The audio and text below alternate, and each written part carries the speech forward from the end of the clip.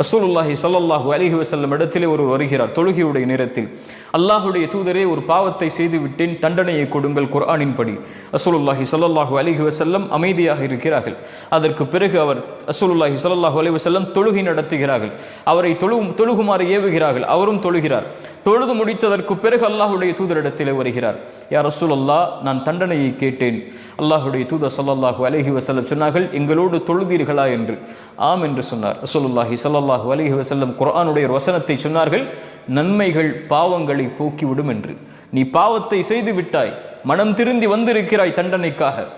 ஆனால் நீ செய்த நன்மையில் நீ தொடர்ச்சியாக இருக்கப் போகிறாய் என்ற காரணம் அந்த பாவத்தை அழித்து விட்டது, நீ செல் என்றார்கள். இந்த இரண்டு செய்திகளும் எதை சொல்கிறது?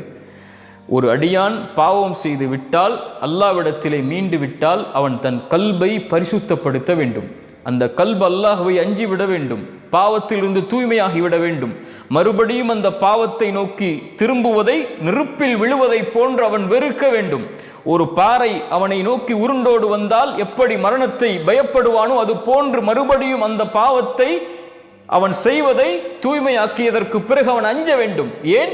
அவன் மகத்துவமிக்கவனுக்கு முன்னால் நின்று தௌபா செய்திருக்கிறான். மகத்துவமிக்கவனுடைய பார்வையை பயந்து தௌபா செய்திருக்கிறான். அந்த மகத்துவமிக்கவனுடைய பார்வை மறுபடியும் அவன் மீது பாவம் செய்யக்கூடிய நிலையில் விழக்கூடாது என்று அவன் பயப்படுவான். அதனால் அவன் தூய்மைப்படுத்துவான். அந்த மகத்துவத்தை ஒருபோதும் அவன் சாதாரணமாக நினைத்து விட மாட்டான். நம்மில் பலர் நினைப்பதைப் போல அல்லாஹ் பாவங்களை மன்னிப்பான், பாவம் செய்து கொண்டே இருக்கலாம். யா அஹி யா உக்தி, அல்லாஹ்வுடைய மகத்துவத்தை தரக்குறைவாக பார்க்காதே. அல்லாஹ் உன் பாவத்தை மன்னிப்பான். எந்த பாவம் செய்தாலும் அல்லாஹ் மன்னிப்பான். ஷிர்க்கை கூட மரணத்திற்கு முன்னால் தௌபா செய்தால் அல்லாஹ் மன்னிப்பான்.